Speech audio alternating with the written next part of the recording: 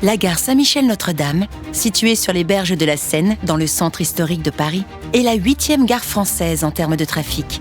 Le projet de réaménagement et de modernisation de la gare a été confié à AREP, Agence d'architecture et d'ingénierie pluridisciplinaire. Le risque de crue, les nombreuses contraintes urbaines et patrimoniales, ainsi que la gestion des flux et l'amélioration du confort des voyageurs, font de ce projet un véritable défi en termes d'ingénierie. La gare de Saint-Michel-Notre-Dame, c'est une gare donc souterraine de la ligne C, au centre de Paris. En termes de fréquentation, c'est une gare qui reçoit plus de monde qu'une gare comme Lyon-Part-Dieu. C'est une gare qui est difficile à rénover parce qu'effectivement, on est dans des volumes souterrains, contraints. Ce n'est pas aisé de modifier. Il y a plusieurs ordres de problématiques. Le premier, c'est effectivement l'accessibilité de cette gare, qui en effet est une gare très ancienne.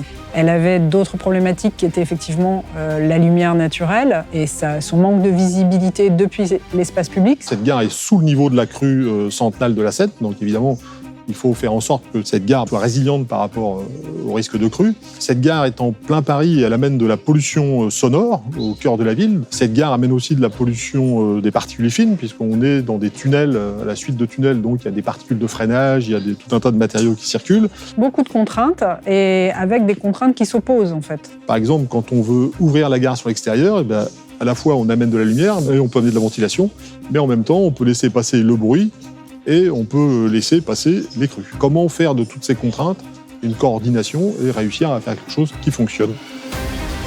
Le projet en fait prend dans sa globalité la gare, aussi bien sur les aspects techniques. On va donner des circulations très largement vitrées. L'idée, c'était de l'ouvrir à nouveau sur les berges, de l'ouvrir sur la ville et dans les deux sens, c'est-à-dire permettre à la fois aux gens qui sont à l'extérieur de la gare d'apercevoir cette gare qui est quand même assez remarquable et puis aux gens qui sont dans la gare de mieux se sentir en ayant une meilleure vue sur l'extérieur, une meilleure qualité d'air. Il y a 28 arches aujourd'hui sur cette gare. Ce sont des arches monumentales. Certaines seront ouvertes pour traiter la qualité de l'air. On s'est rendu compte que le passage des trains générait beaucoup de vent, des grands mouvements d'air. C'est là qu'est née l'idée pour nous, en tant que cellule de recherche sur la qualité d'air, de se dire si on ouvrait les fenêtres pour apporter le plus possible d'air neuf dedans, et la problématique crue et acoustique voulait fermer au maximum. Donc il a fallu itérer un certain nombre de fois pour trouver la solution qui réponde à l'ensemble des critères.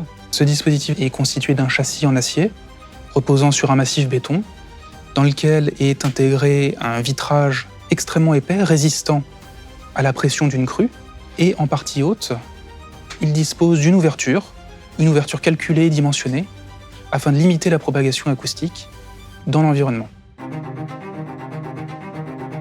C'est de l'argent public qu'on utilise pour faire ce genre de choses et notre mission, c'est justement de veiller à ça et de veiller bien évidemment aussi à l'impact environnemental de tout ce que l'on fait. Ce projet m'a montré que, en se mettant autour d'une table entre ingénieurs et architectes, même dans le cas d'un environnement contraint, nous pouvons trouver une solution. C'est un acte éminemment collectif. C'est vraiment une coordination globale de l'ensemble des spécialités qu'on a réussi à mettre en œuvre.